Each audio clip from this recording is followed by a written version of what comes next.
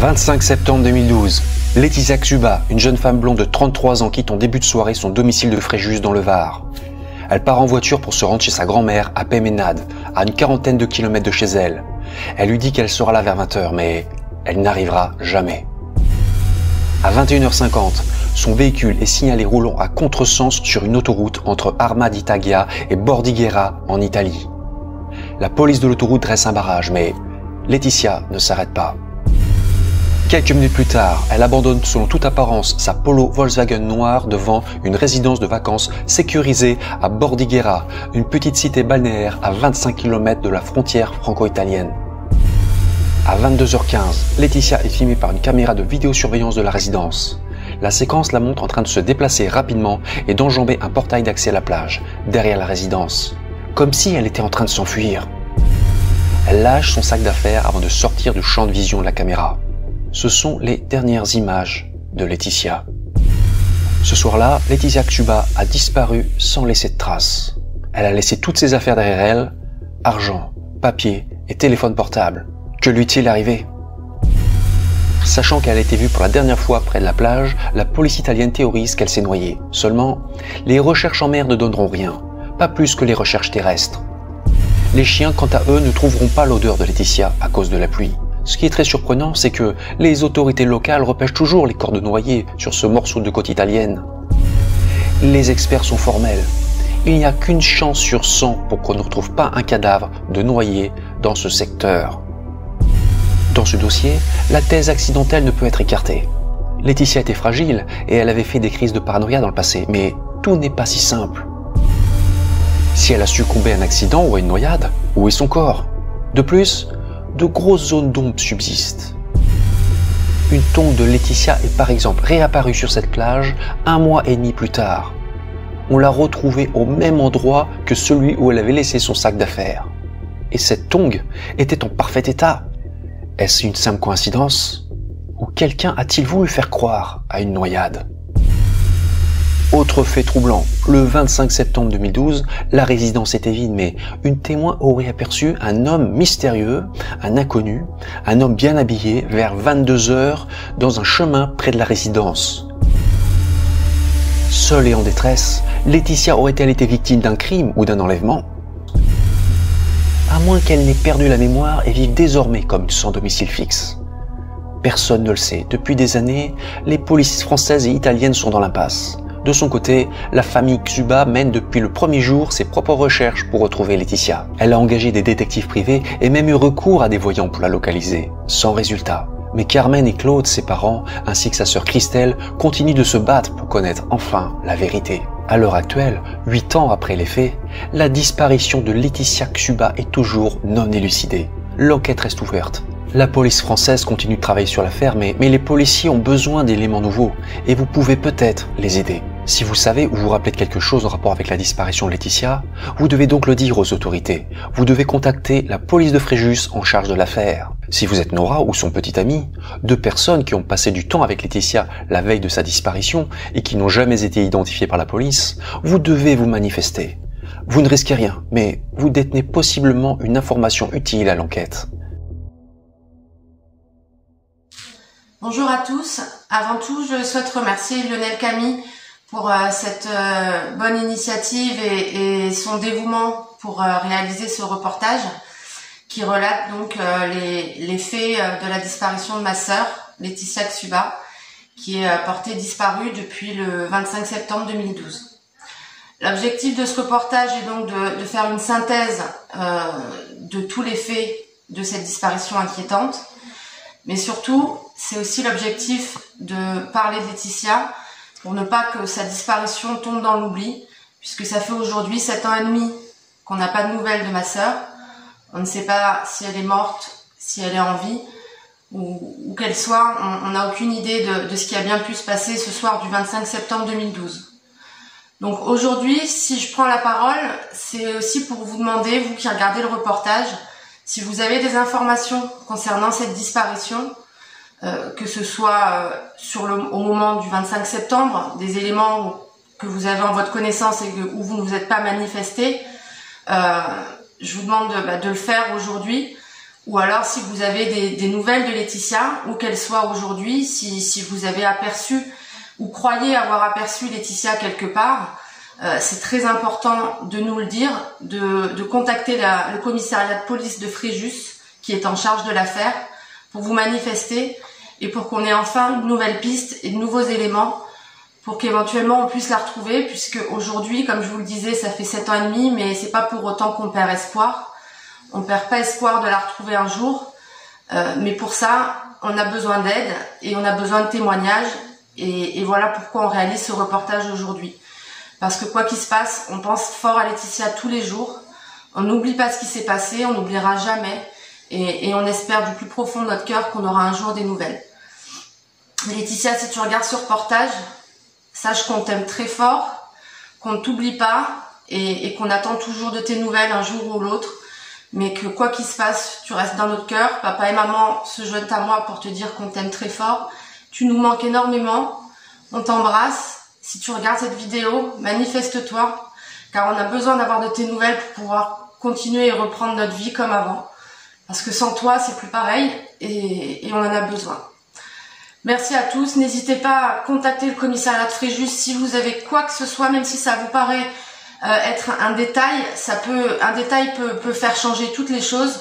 Donc surtout, n'hésitez pas à contacter le commissariat de Fréjus, dont vous allez avoir les coordonnées dans le reportage, pour vous manifester si vous savez quoi que ce soit. Merci à tous et merci encore à Lionel pour ce reportage. Merci. Bonjour, je m'appelle Lionel Camille, je ne suis pas policier, je ne suis pas enquêteur privé, je suis juste un auteur en quête de vérité. Vous venez de voir le message fait par Christelle, dont la sœur a disparu dans des circonstances très mystérieuses sur la côte italienne en septembre 2012. Comme ses parents, Christelle veut savoir la vérité. Voilà, toute la famille Xuba est fatiguée. Ils ont tout tenté en fait pour connaître la vérité, mais jusqu'à présent, leurs questions sont restées sans réponse. L'affaire de la disparition de Laetitia Xuba a été médiatisée en France et surtout en Italie, mais ça n'a produit aucun résultat. C'est pourquoi j'ai souhaité les aider en relançant l'appel à témoins et en racontant l'histoire de Laetitia. Pour ne pas l'oublier également, je vais donc faire comme d'habitude, je vais d'abord vous présenter les faits et tels qu'ils se seraient a priori passés, et je ferai ensuite des commentaires et des analyses. Je passerai notamment en revue toutes les différentes pistes d'explication possibles. Mais ne tardons pas, commençons tout de suite avec la présentation des faits. Tout démarre en septembre 2012 dans le sud de la France, plus précisément à Fréjus dans le Var. Donc Laetitia Xuba, c'est une jeune femme blonde aux yeux verts. Donc en 2012, elle a 33 ans. C'est une ravissante jeune femme, elle mesure 1m70, elle est de corpulence moyenne et elle est plutôt sportive. Elle a pratiqué notamment le volleyball et aussi la natation en club. À l'époque, elle vit dans un appartement à Fréjus. Laetitia, elle est proche de ses parents, Carmen et Claude, mais aussi de sa sœur cadette, Christelle, qui a 29 ans. Selon ses proches, Laetitia, c'est une jeune femme moderne, elle est vive, elle est joyeuse, mais c'est aussi une jeune femme sensible et fragile. Elle a toujours été. Elle a d'ailleurs eu des problèmes de santé plus jeune. À 18 ans, Laetitia a eu des troubles dépressifs. Elle a fait un épisode de paranoïa et a dû être hospitalisée. Suite à un traitement, tout est rentré dans l'ordre. Mais en 2009, elle a fait une rechute. C'était l'année de ses 30 ans. Laetitia est retombée malade. Elle a refait une nouvelle crise de paranoïa à cause d'un manque de sommeil. On lui a alors prescrit un traitement. Laetitia a été suivie par un psychiatre et tout est revenu à la normale. En 2012, tout va très bien.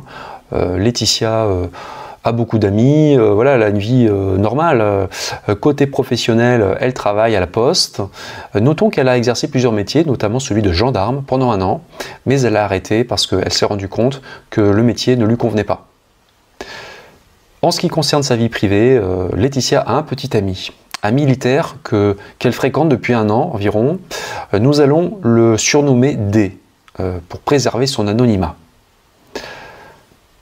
En fait, début septembre 2012, la vie sentimentale de Laetitia ne va pas très fort parce qu'elle apprend à ce moment-là que D, son petit ami, est un homme marié et qu'il vit avec son épouse à Fréjus. Donc là, Laetitia est sous choc et elle met fin immédiatement à leur relation.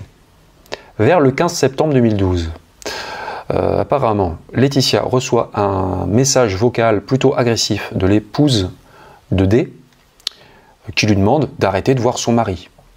Elle n'est pas contente, et ça peut se comprendre après tout. Hein. On sait ça pourquoi? Parce que c'est une copine de Laetitia qui l'a rapporté après coup. Laetitia lui avait confié. Donc on sait que vers le 15 septembre, elle a reçu ce message vocal. Mais vous savez bien que les choses de l'amour sont parfois compliquées, et Laetitia est amoureuse et elle recontacte D. Et tous les deux reprennent leur relation en secret. Ils se revoient. Le lundi 24 septembre 2012, on est la veille de la disparition de Laetitia. Et Laetitia apparemment passe l'après-midi avec un couple d'amis non identifiés. Une certaine Nora et son copain.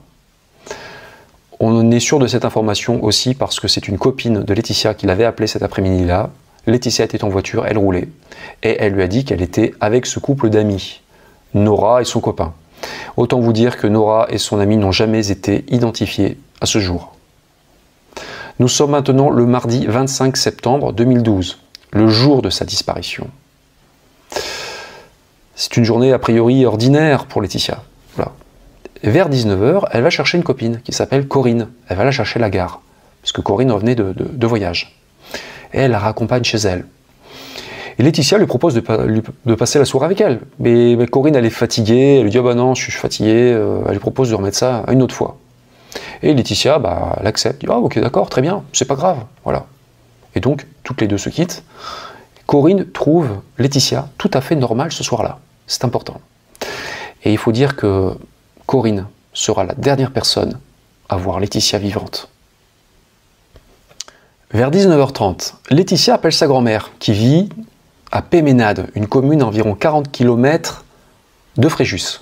Comme elle a une soirée de libre, eh ben, elle lui propose de venir la voir, passer la soirée chez elle, dormir chez elle. Ça lui arrivait de temps en temps. Elle lui dit qu'elle sera chez elle vers 20 h. Ensuite, Laetitia monte à bord de sa voiture, une Polo Volkswagen noire, et elle prend la route. Il faut que je vous explique un peu le trajet qu'elle doit prendre, c'est important. Pour se rendre chez sa grand-mère depuis Fréjus, elle doit emprunter un morceau d'autoroute, de l'autoroute A8 donc. Elle doit rejoindre cette autoroute au niveau de la ZI La Palud, zone industrielle La Palud. Donc elle prend un bout de cette autoroute et ensuite elle prend la sortie des Adrets de l'Estérel. Elle remonte ensuite vers Péménade par la départementale des 2562. Vous voyez ça sur la carte. C'est assez clair. Donc là, vers 19 h 30, on ne sait pas trop, 19 h 30, 19 h 45, après son appel, Laetitia part comme prévu. Mais bizarrement, elle n'arrivera jamais à destination. On est maintenant le mercredi 26 septembre 2012. La grand-mère de Laetitia, elle est surprise parce qu'elle n'a pas vu Laetitia. Laetitia n'est pas venue comme prévu la veille au soir. Donc elle essaie d'appeler sur son téléphone portable. Malheureusement, Laetitia est injoignable. Sachant que ses parents, Carmen et Claude, sont en vacances en Crète et que Christelle, elle est en vacances aussi en Tunisie, la plus proche famille n'est pas là. Donc qu'est-ce qu'a fait la grand-mère? Elle appelle les tantes de Laetitia. Et les tantes, voilà, tout le monde essaie d'appeler Laetitia, mais Laetitia est injoignable. Les tantes préviennent finalement Christelle qui est en Tunisie, elle l'appelle, elle lui explique la situation. Christelle, elle essaie aussi d'appeler sa sœur, elle n'arrive pas à la joindre, mais bon, au début, Christelle, elle s'inquiète sans trop s'inquiéter, parce que Laetitia, elle a 33 ans, elle est adulte, hein, elle a pu changer de plan dans la soirée sans prévenir sa grand-mère. Et puis aussi, ils se disent que, comme la grand-mère est un peu âgée, peut-être qu'elle a mal compris, peut-être que Laetitia lui a dit qu'elle allait venir le lendemain. Donc en clair, Christelle préfère attendre un petit peu avant d'alerter ses parents. Elle ne peut pas les inquiéter trop vite. Et dans son fort intérieur, Christelle, elle se dit aussi que Laetitia est peut-être chez un ami. Voilà, elle a peut-être changé ses plans, elle est peut-être allée dormir chez un ami. Et peut-être même D, hein, dont elle connaît l'existence. Le jeudi 27 septembre, à 8 h du matin, Christelle, elle appelle depuis la Tunisie l'employeur de Laetitia pour savoir si elle est au travail. On lui confirme son absence inexpliquée depuis la veille, le mercredi. Elle n'est pas allée au travail le mercredi non plus. Il s'est passé quelque chose d'anormal. Hein. Donc là, Christelle, elle pense que Laetitia est peut-être avec son ex-petite amie, dont elle connaît l'existence.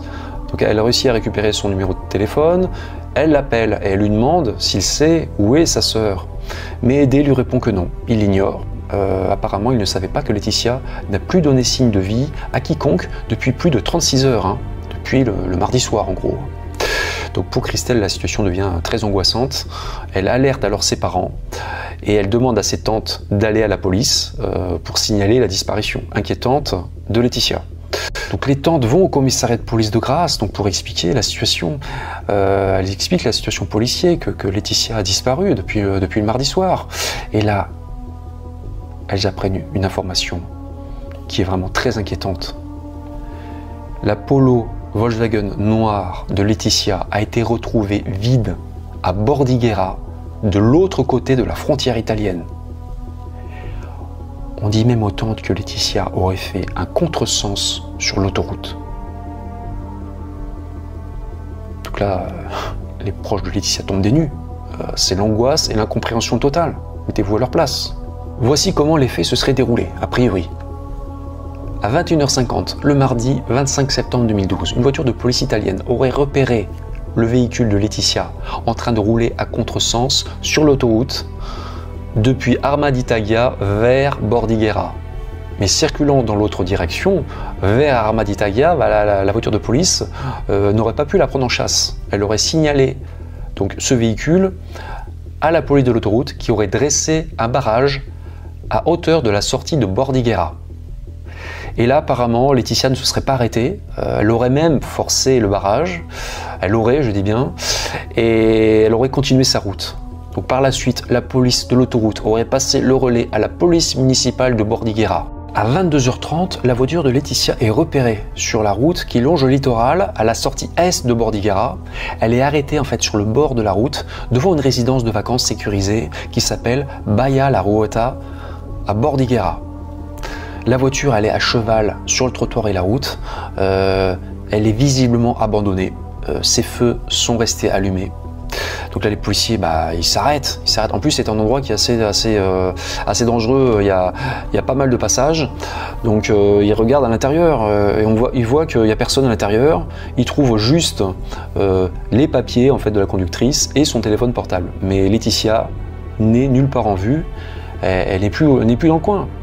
Donc là, les policiers, qu'est-ce qu'ils font? Ils cherchent autour et ils se disent que comme cette voiture est arrêtée tout près du petit parking devant le portail d'accès de la résidence, ils se disent qu'elle s'est peut-être réfugiée dans la résidence. Mais à cette époque de l'année, il faut savoir que cette résidence est vide. Il n'y a personne et le gardien n'est même pas sur place. Donc là, les policiers vont chercher à trouver le gardien pour qu'il leur ouvre le portail, pour qu'ils puissent fouiller dans la propriété, qu'ils puissent aller voir. À 22h55, les policiers italiens réussissent enfin à rentrer dans la résidence Baia La Ruota. Il y a un gardien qui vient leur ouvrir.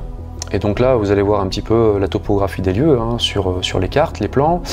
Ils descendent en contrebas, en fait, vers la résidence. Il faut que je donne plus d'informations sur cette résidence. C'est un complexe, en fait. Voilà. Il est situé à 3 km à l'est de Bordighera et à 8 km à l'ouest de San Remo. Et donc, c'est une résidence qui offre une vue exceptionnelle sur la mer Méditerranée. Elle est composée de plusieurs bungalows, appartements. Il y a environ 24 chambres, dont pas mal sont disponibles à la location sur Internet. Donc là, les résidents, les clients peuvent profiter d'une piscine et aussi d'une plage privée. Mais bon, ce soir-là, la résidence est vide, il n'y a personne, parce que là, on n'est plus en pleine saison, loin de là. Et en plus, le temps est mauvais. Donc il est 22h30, il est 22h55, il fait nuit, il pleut. Donc là, les policiers, ils cherchent à un moment Laetitia aux alentours, mais bon, la propriété est grande, il fait noir, ils n'arrivent pas à la trouver. À 1h du matin, la Polo Volkswagen noire de Laetitia, elle est embarquée par la fourrière, elle est remorquée en fait par une dépanneuse, parce que elle présente un danger pour les autres automobilistes, donc la police municipale a demandé qu'on l'enlève. Voilà, donc on en reste là pour ce soir-là. On va revenir maintenant au jeudi 27 septembre. Donc là, dans l'après-midi, les tantes de Laetitia, après avoir alerté la police française, elles vont à Bordighera parce que voilà, parce qu'elles ont appris cette nouvelle qui est assez terrifiante, hein. Le contresens sur l'autoroute, la voiture abandonnée. Donc elles viennent à Bordighera et elles signalent la disparition de Laetitia à la police italienne. Dans le cadre de leur enquête, en fait, les hommes de loi, qu'est-ce qu'ils vont faire? Ils vont retourner à la résidence, ils vont examiner toutes les images de vidéosurveillance enregistrées par les caméras le soir de la disparition.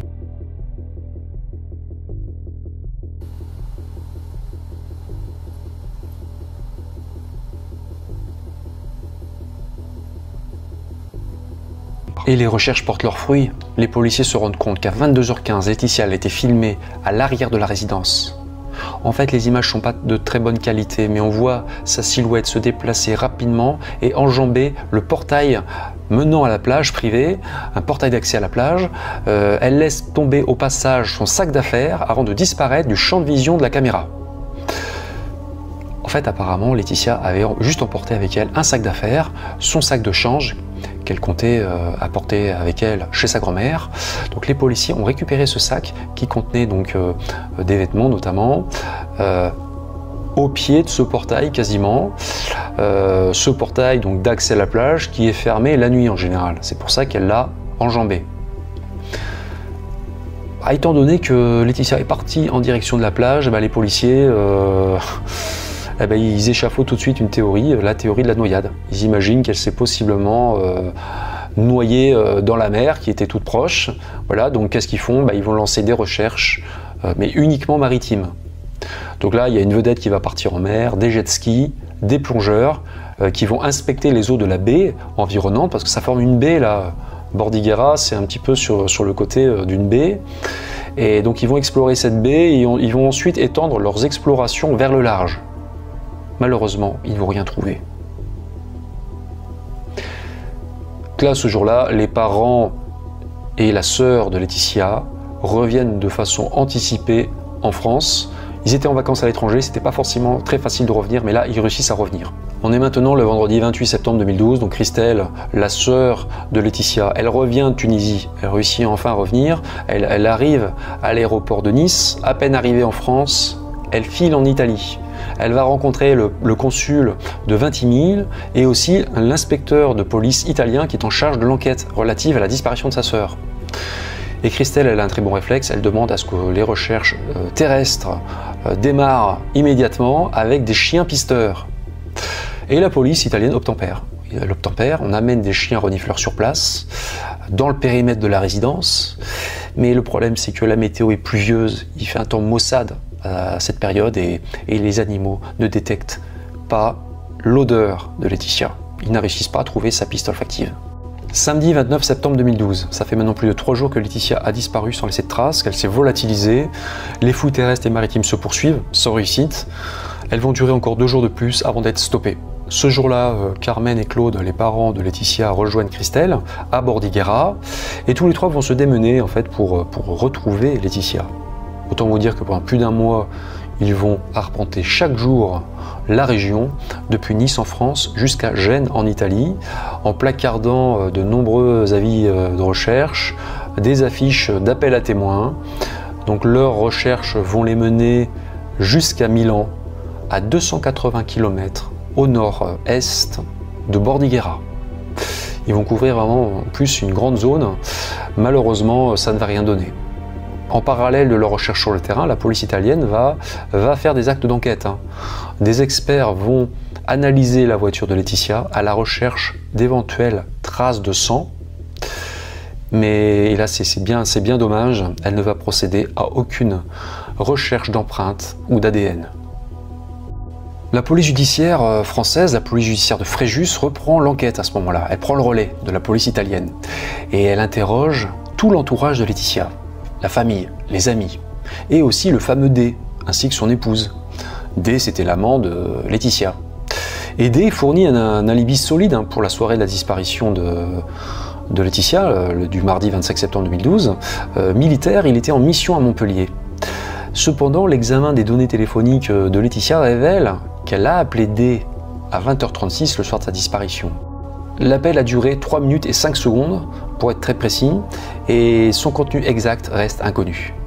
Interrogé à ce sujet, D il a déclaré que, en fait, il ne s'était pas disputé avec Laetitia lors de cet appel. Mais on ne sait pas trop ce qui s'est dit, ce qui s'est passé. Voilà. Ce qui est très sûr, en tout cas, c'est qu'il avait un alibi extrêmement solide le soir de la disparition de Laetitia. Voilà. En novembre 2012, il y a un événement très bizarre qui va survenir, et ce détail n'a encore jamais été révélé dans les médias. C'est un peu un scoop en quelque sorte.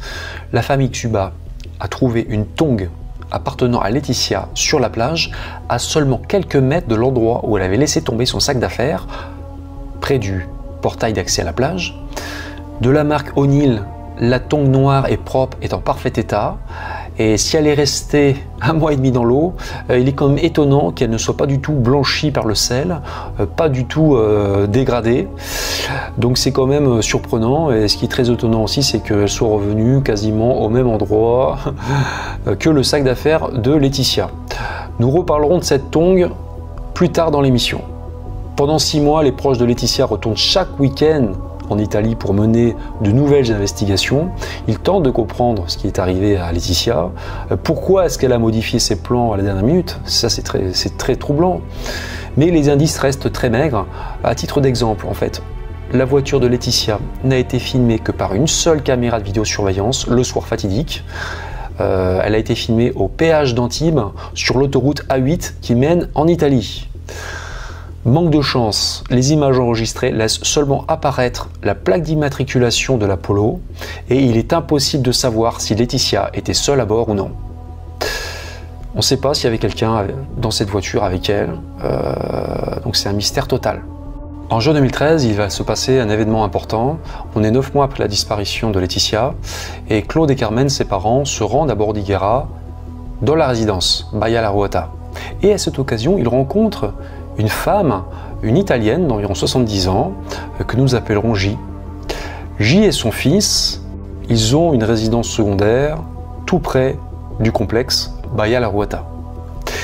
Ils sont originaires de Milan et ils viennent là de temps en temps pendant les vacances ou passer le week-end. Et il se trouve que J et son fils étaient les seules personnes présentes dans le secteur le soir de la disparition de Laetitia. Et là, J a un comportement surprenant.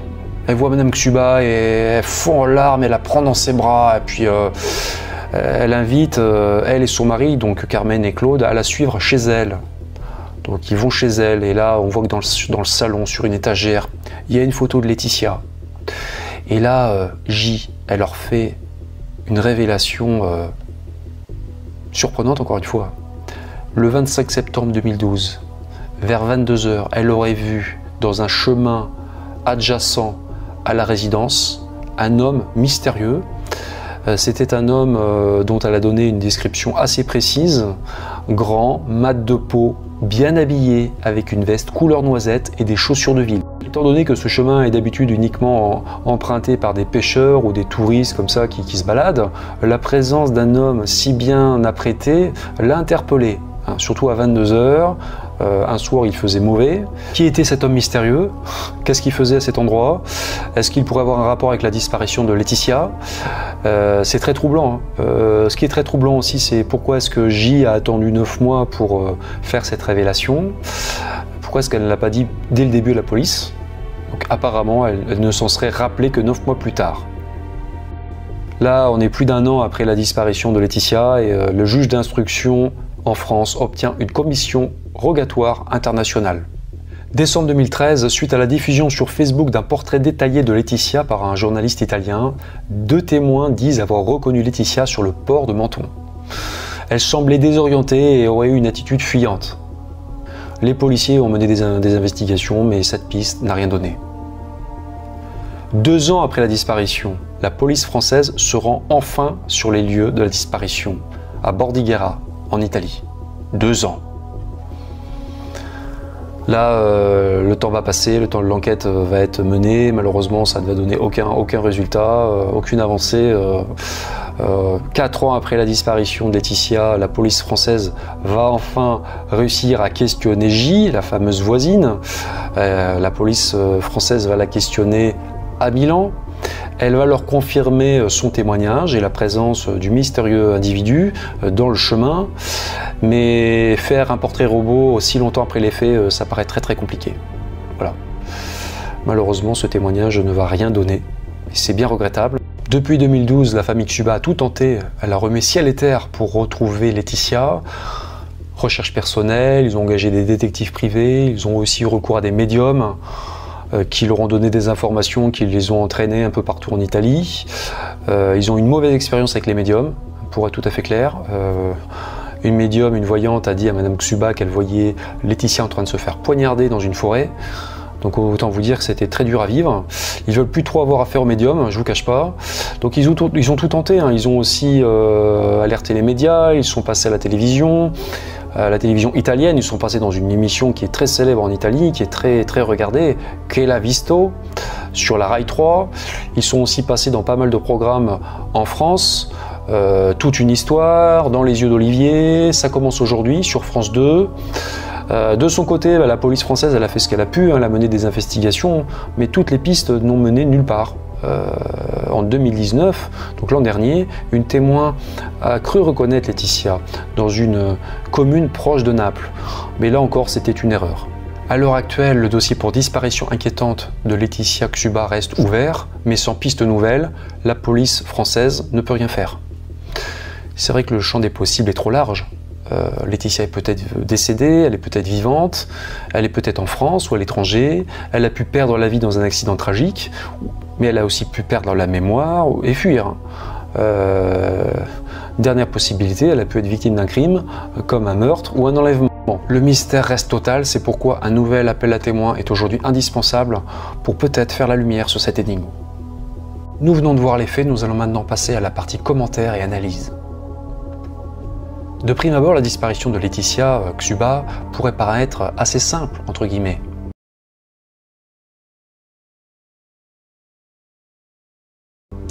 Une jeune femme perturbée par sa vie sentimentale aurait pris une mauvaise décision qui aurait eu des conséquences fatales.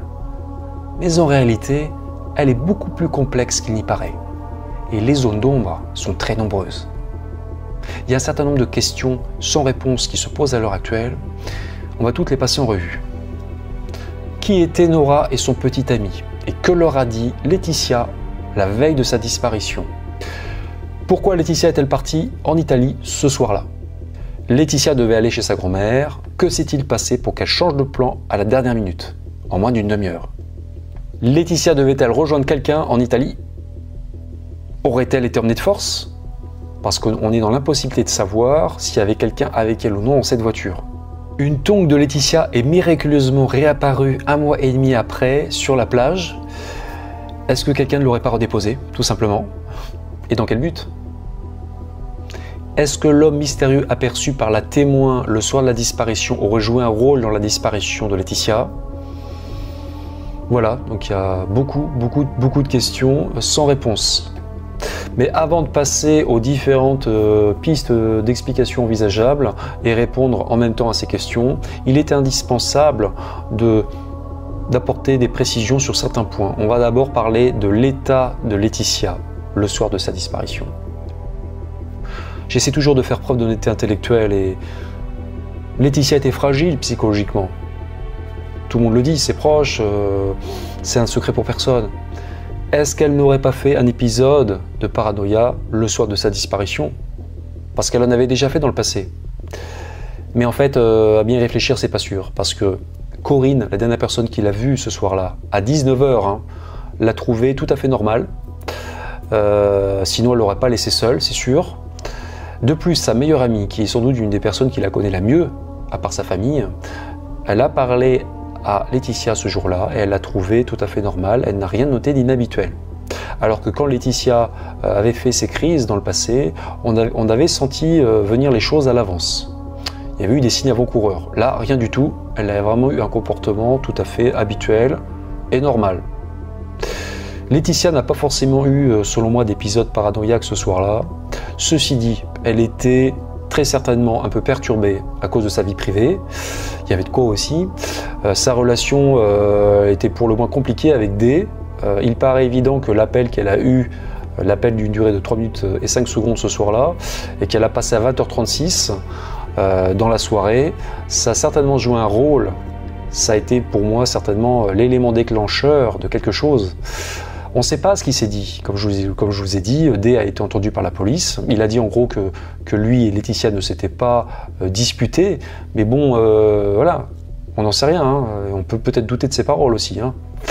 Il faut savoir que Laetitia et D, ils avaient recommencé à se voir, comme je vous ai expliqué, en secret, sans que l'épouse de D le sache.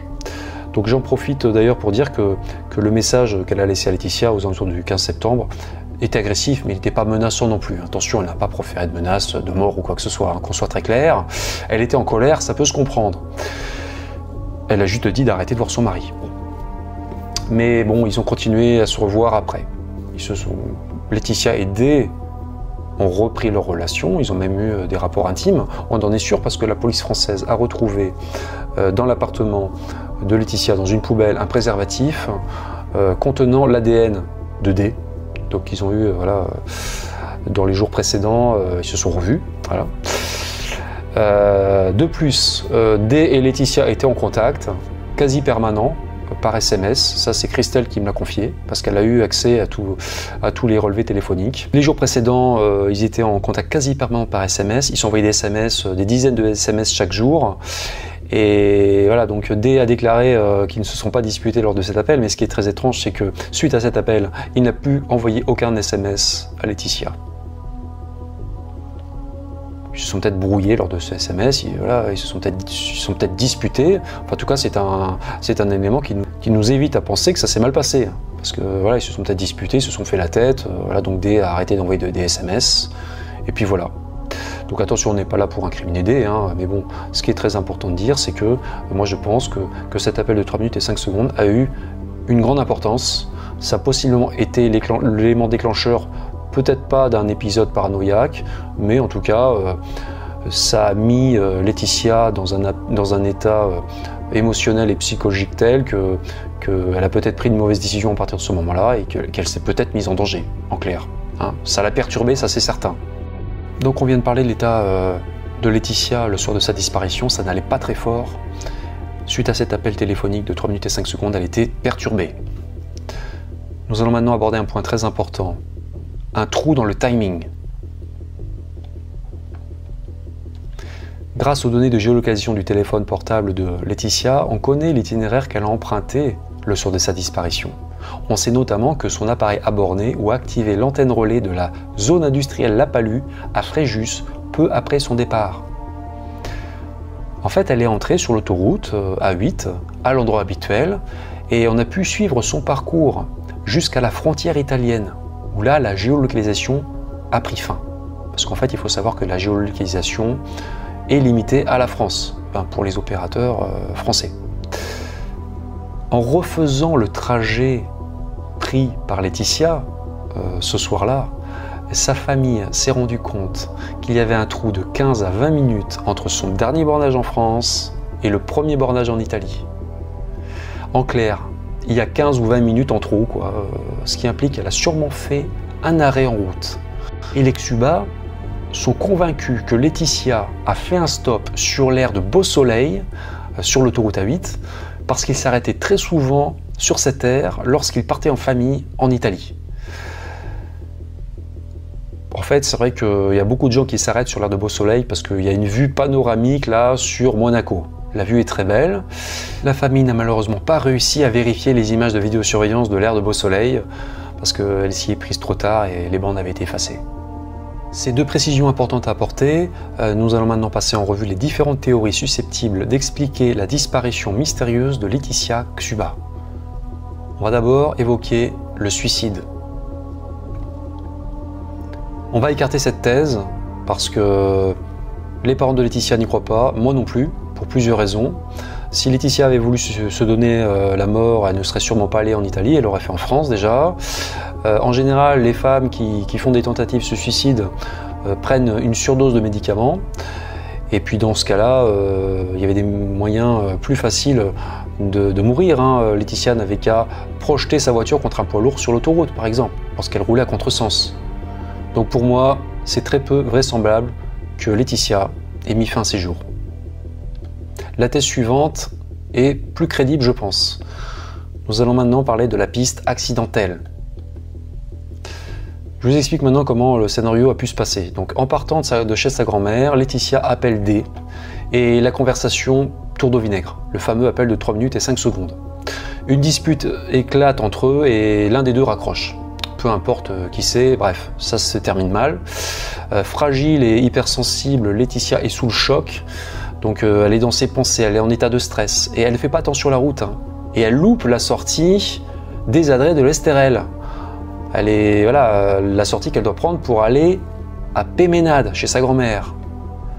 Voilà, elle est absorbée par ses pensées, voilà, et elle est bouleversée, donc elle fonce. Elle passe la frontière italienne et elle continue jusqu'à Arma d'Italia. Et c'est là qu'elle réalise qu'elle est allée trop loin. Donc en fait, là elle se rend compte qu'elle est allée trop loin, elle veut revenir. Et en voulant revenir, elle commet une maladresse. Parce qu'apparemment la signalisation en Italie est différente de celle en France. On peut commettre une erreur, donc là je pense qu'elle va vite, elle se trompe. Elle se trompe et elle reprend l'autoroute à contresens. En roulant vers Bordighera, elle croise une voiture de police qui roule dans l'autre sens. Et la police italienne est avertie, et donc pour faire sortir la voiture de Laetitia, la police italienne, la police de l'autoroute, dresse un barrage à hauteur de la sortie de Bordighera. Mais Laetitia ne s'arrête pas. Alors on a pu lire que Laetitia aurait forcé le barrage, mais la famille a du mal à y croire, comme moi d'ailleurs. Je vais vous expliquer pourquoi. Parce que déjà Laetitia, elle était respectueuse des lois. Souvenez-vous qu'elle avait été gendarme pendant 1 an quand même. Hein. Elle n'avait rien d'une tête brûlée non plus. Il y a un détail objectif qui tente à prouver le contraire aussi, c'est que quand on l'a retrouvée, la Polo Volkswagen de Laetitia, elle était intacte. Elle n'avait pas une seule rayure sur la carrosserie. Moi je pense que si Laetitia avait forcé le barrage, la voiture aurait été endommagée. Hein. Je veux dire, là elle était intacte. Donc bon, je pense qu'elle n'est pas rentrée dans le barrage, ça c'est certain.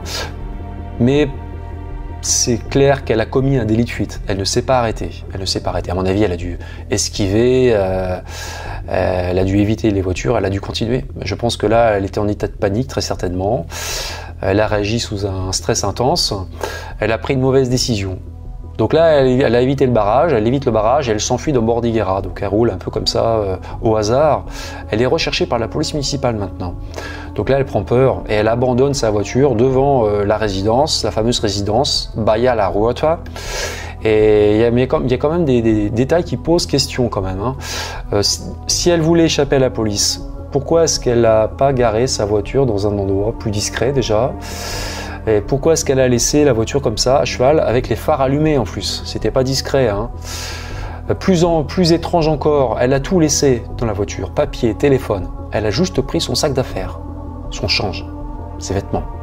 Les vêtements qu'elle comptait emporter chez sa grand-mère pour dormir.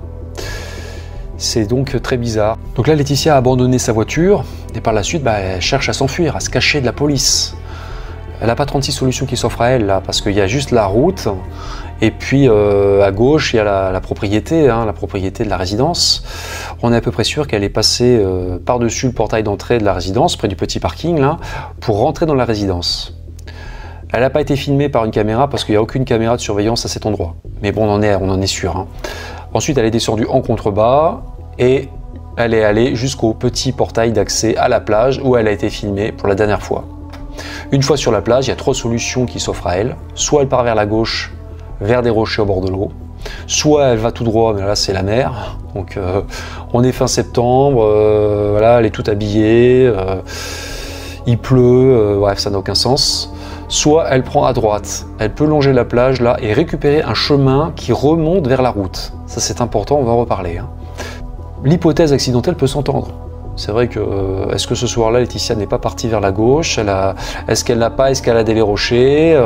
Dans le noir, elle a pu tomber, elle a pu se cogner la tête, elle a pu tomber à l'eau et être emportée vers la mer. Voilà, c'est vrai que c'est un scénario qui peut, sur le papier, s'entendre.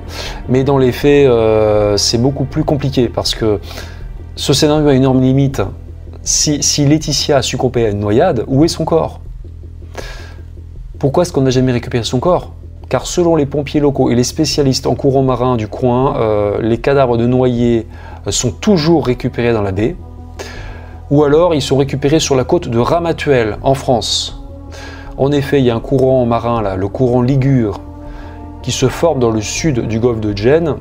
Et ce courant Ligure pousse toujours les corps vers l'ouest. C'est pour ça qu'on retrouve souvent des corps de noyés sur la côte de Ramatuelle et de Saint-Tropez. D'ailleurs, la police française a demandé quelques temps plus tard à Christelle de venir identifier le corps d'une noyée à Ramatuelle.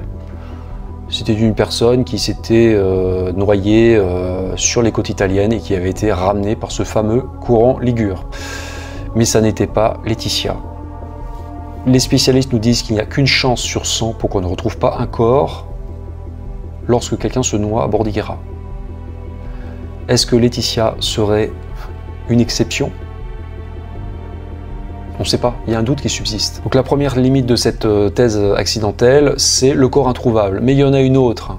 On va revenir sur le trou dans le timing, dont je vous ai parlé tout à l'heure. On est à peu près sûr que Laetitia s'était arrêtée 15 à 20 minutes sur le trajet, très certainement sur l'aire de Beau-Soleil. Mais dans ce cas-là, c'est incohérent avec la thèse d'une Laetitia qui, perdue dans ses pensées, serait partie en Italie sans s'en rendre compte. Là, elle s'arrête 15-20 minutes, puis repart ensuite vers l'Italie. Elle n'est pas arrivée en Italie forcément par hasard. Hein. De plus, même si elle s'était rendue compte qu'elle s'était trompée à l'aire de Beau-Soleil, elle avait encore une possibilité de sortir de l'autoroute. J'ai remarqué qu'il y avait une sortie à Menton. Elle pouvait prendre la sortie de Menton avant de passer la frontière. On peut donc se demander si Laetitia n'avait vraiment pas l'intention d'aller en Italie, de rejoindre quelqu'un peut-être. Qui, ça, on n'en sait rien. En tout cas, Christelle m'a confié que Laetitia, elle était sortie en boîte de nuit le samedi 22 septembre, le week-end précédant sa disparition. Est-ce qu'elle n'aurait pas rencontré quelqu'un là? Est-ce qu'elle n'aurait pas fait connaissance avec un autre homme? Un Italien par exemple. Hein. Christelle a essayé de se connecter à son compte Facebook, mais elle n'a pas réussi à craquer son compte. Elle ne connaissait pas le mot de passe Facebook de sa sœur. Et la police n'a pas réussi non plus à avoir accès à ses comptes. Il faut savoir que Facebook respecte la confidentialité de ses utilisateurs. En tout cas, c'est dommage qu'on n'ait pas eu accès à la messagerie Facebook. Messenger, peut-être que Laetitia était en contact avec quelqu'un sur Messenger. Quelqu'un qu'elle comptait retrouver en Italie. Je tiens à dire une chose importante. Christelle et ses parents ne sont pas dans le déni. Ils ne rejettent pas totalement la thèse accidentelle. Mais c'est vrai qu'il y a des incohérences. Il y a déjà ce corps introuvable. Et il y a aussi un détail qui sème un peu plus le trouble dans les esprits. On va parler à nouveau de la tongue. La fameuse tongue qui a été trouvée sur la plage. Un détail qui n'avait pas été divulgué par la famille jusqu'à présent. On va revenir donc au jeudi 27 septembre 2012. Un mois et demi avant qu'on trouve la tongue. C'était 2 jours après la disparition de Laetitia. Rappelez-vous, l'après-midi de ce jeudi, les tantes de Laetitia sont allées sur place. C'était les premiers membres de la famille à aller sur place, dans la résidence Baia La Ruota, à Bordighera. Et ce jeudi après-midi, il s'est passé un incident étrange. Les tantes étaient à la résidence Baia La Ruota avec la police, en train de faire les constatations, en train de discuter, quand J, la fameuse voisine italienne, serait venue. Elle serait venue voir une des tantes et elle aurait montré l'endroit où on a trouvé le sac de Laetitia, au pied du portail d'accès à la plage. Elle aurait dit les scarpe. Donc la tante qui comprend pas l'italien, la tante de Laetitia. Elle aurait alors demandé au policier italien. Il leur a demandé la traduction, de quoi elle parle. Donc le policier serait allé voir la fameuse J, la voisine, et il serait revenu vers la tante. Il lui aurait dit, je sais pas, elle parle d'une chaussure, parce qu'en fait, les scarpe en italien, ça veut dire les chaussures. Par la suite, la tante a essayé d'en savoir plus, mais bon, le policier lui a expliqué qu'elle parlait sûrement du sac d'affaires, voilà, donc qu'il n'en savait pas plus. Donc c'en est resté là. Donc ça pourrait paraître simplement anecdotique, mais souvenez-vous qu'on a retrouvé une tongue justement de Laetitia, une chaussure donc, 1 mois et demi après, exactement au même endroit, dans un état quasi neuf. C'est quand même une drôle de coïncidence. Hein. Je ne vous cache pas que la famille Xuba a des soupçons envers cette femme, cette fameuse J, la voisine italienne, ainsi que son fils. Nous allons reparler de cette tongue un peu plus tard. Donc nous avons vu la piste accidentelle, nous allons maintenant aborder une piste qui ne doit certainement pas être sous-estimée, la piste criminelle. j'ai retenu deux cas de figure. Tout d'abord, la possibilité d'un autostoppeur. Dans ce scénario, au départ, tout démarre normalement. Donc Laetitia compte aller chez sa grand-mère, mais là, juste avant de prendre l'autoroute A8 au niveau de la Zédy-la-Palud, elle prend un autostoppeur. Parce que selon Christelle, il y a parfois des personnes là, qui ont des cartons pour aller à Nice, pour aller ailleurs. Et selon Christelle, toujours, Laetitia n'était pas coutumière du fait, mais elle avait du cœur. Donc elle avait du cœur, elle rendait service. Donc là, pour une fois, est-ce qu'elle n'a pas pris un inconnu en train de faire du stop? Donc là, Laetitia et puis cet autostoppeur partent ensemble. Au début, tout se passe bien. Et puis, à 20h36, Laetitia passe un appel à D, le fameux appel.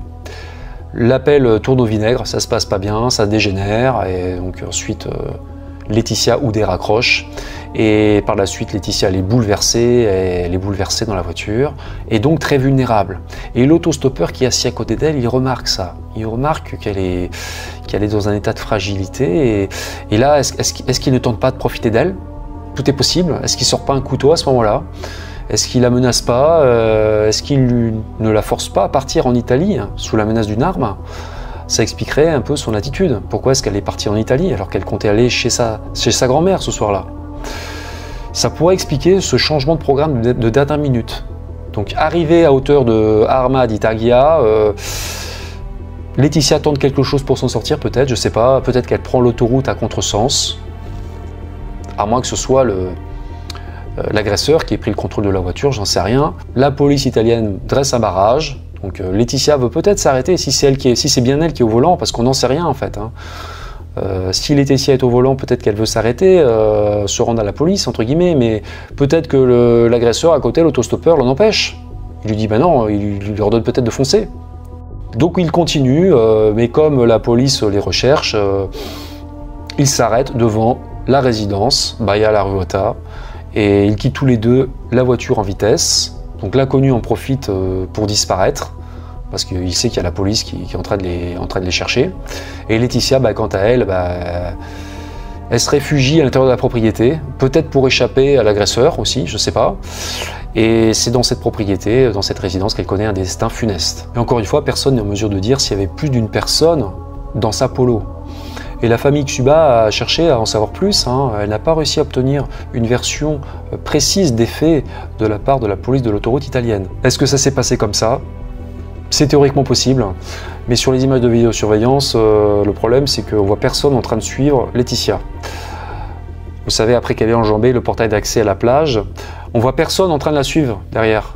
Donc elle n'était pas poursuivie. La famille demandait à pouvoir visionner les bandes, donc on voit personne passer derrière. Par contre, on n'a pas pu voir les bandes vidéo avant qu'elle n'enjambe le portail. Parce que la police italienne a effacé les images à cause d'une mauvaise manipulation. Nous venons de voir la thèse de l'autostoppeur qu'il fallait aborder. Nous allons maintenant étudier une autre possibilité, celle d'une mauvaise rencontre près de la résidence. Donc là, on repart sur le cas de figure du délit de fuite sur l'autoroute. Seule à bord de sa polo, Laetitia elle cherche à se cacher. Donc elle s'introduit dans la propriété de la résidence. Elle va ensuite jusqu'au portail d'accès à la plage, elle l'enjambe. Et là, sur la plage, elle part vers la droite, elle longe la résidence, elle rejoint le chemin, et là, elle tombe sur l'homme mystérieux, l'homme bien habillé.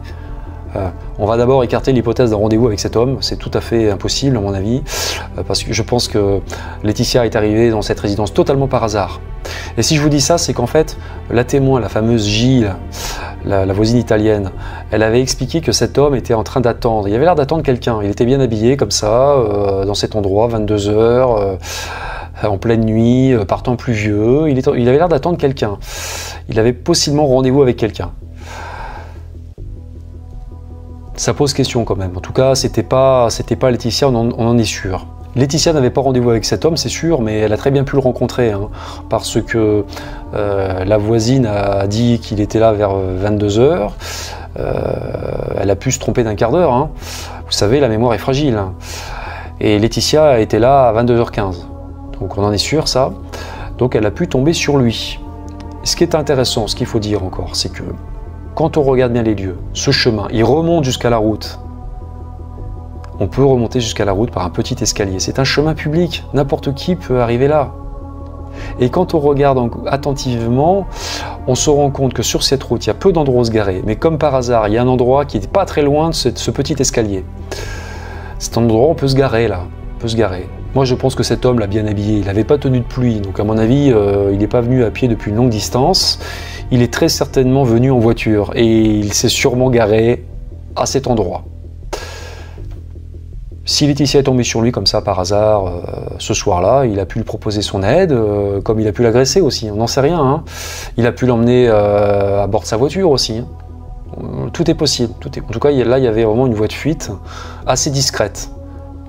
Ça peut expliquer aussi pourquoi la police ne l'a pas retrouvé, parce que ils sont arrivés à 22h55, Laetitia est arrivée à 22h15, en une demi-heure, elle avait largement le temps de rencontrer cet homme et de partir avec lui en voiture. Je vais maintenant vous donner une autre information qu'il faut accueillir avec la prudence nécessaire. Un détective privé engagé par la famille Xuba leur aurait dit qu'il y a beaucoup d'étrangers qui ont des appartements et des maisons dans ce secteur. À Bordighera, l'immobilier est très cher. Il y a notamment des Russes assez fortunés qui séjourneraient là l'été, au beau jour, et qui feraient venir un peu leur harem, entre guillemets, des belles femmes, et qu'ils organiseraient des soirées un peu spéciales. Je vous laisse imaginer. Mais bon, au moment de la disparition de Laetitia, la résidence était inhabitée. Mais bon, seule et en détresse, est-ce que Laetitia n'aurait pas pu tomber sur un détraqué sexuel? L'homme bien habillé, il avait peut-être un rendez-vous coquin hein, dans ce chemin, on peut tout envisager. Hein. Laetitia a pu se faire enlever par un prédateur sexuel, un loup solitaire, mais aussi se faire enlever dans le cadre d'un réseau organisé. Ça n'est pas impossible. Reparlons de la tongue. La fameuse tongue qui est revenue un mois et demi après sur la plage. Là, il y a trois possibilités qui s'offrent à nous. Hein. Première possibilité, cette tongue a été ramenée par la mer, mais on a du mal à y croire quand même, hein, exactement au même endroit que l'endroit où Laetitia avait laissé son sac d'affaires. En plus, cette tongue était dans un état quasi neuf. Elle n'était pas du tout altérée par la mer. Voilà, donc ça fait beaucoup de détails troublants, on va dire. Deuxième possibilité, quelqu'un a enlevé ou tué Laetitia et a redéposé volontairement cette tongue sur la plage pour faire croire à une noyade. Ça n'est pas impossible, pour emmener les enquêteurs sur une fausse piste. Et troisième possibilité, une personne qui n'est pas responsable de la disparition de Laetitia a trouvé cette tongue quelque part dans la résidence avant l'arrivée de la police, par exemple. Cette personne a pu ramasser cette tongue. Mais par la suite, elle a vu la police arriver et elle a pu paniquer. Elle a pu prendre peur. Elle n'a peut-être pas osé donner l'indice à ce moment-là, par peur d'être inquiétée ou d'avoir des problèmes. Donc un mois et demi plus tard, quand tout est redevenu calme dans le secteur, cette personne a redéposé la tongue près du portail d'accès à la plage, à l'endroit précis où on avait ramassé le sac d'affaires de Laetitia. Cette personne a rendu l'indice de manière indirecte. En ce qui concerne l'identité de cette personne, il faut faire preuve de bon sens. Qui était présent au moment des faits? La résidence était inhabitée au moment de la disparition de Laetitia. Le gardien n'était pas là. Moi, je pense que la personne qui a redéposé cette tongue était certainement quelqu'un du voisinage. Je pense que vous avez compris de qui il pourrait s'agir. Cette personne a d'ailleurs eu une attitude surprenante, rappelez-vous, avec la mère de Laetitia, hein.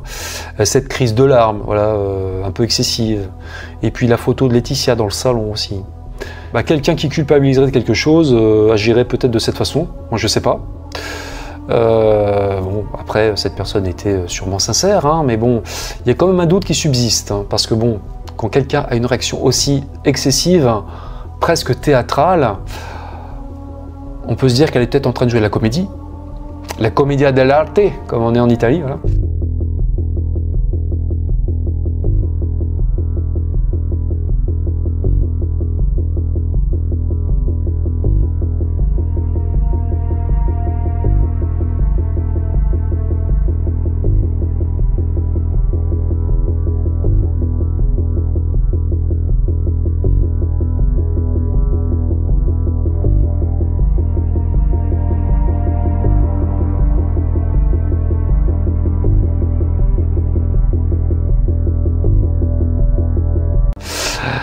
cas de mon point de vue, je pense pas que cette personne ait joué un rôle dans la disparition, mais elle en sait possiblement plus qu'elle ne l'a dit.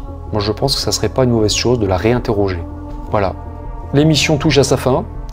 Je souhaite bon courage à la famille Xuba, à Christelle, à Carmen, à Claude, ainsi qu'à tous ses amis, tous ses proches. J'espère qu'ils connaîtront un jour la vérité, qu'ils retrouveront Laetitia, bien entendu, mais qu'ils obtiendront enfin toutes les réponses à leurs questions. Je souhaite remercier aussi Christelle personnellement pour sa confiance. Voilà, donc pour terminer, je vais relancer une nouvelle fois l'appel à témoins. Si vous savez ou vous rappelez de quelque chose en rapport avec la disparition de Laetitia, vous devez le dire aux autorités. Vous devez contacter la police de Fréjus en charge de l'affaire. Vous avez le numéro là qui s'affiche. Mais s'il vous plaît, ne les dérangez pas pour rien. En ce qui me concerne, écoutez, je vous remercie d'avoir regardé cette vidéo en entier jusqu'au bout. Merci pour votre temps et je vous souhaite une bonne fin de soirée. Merci.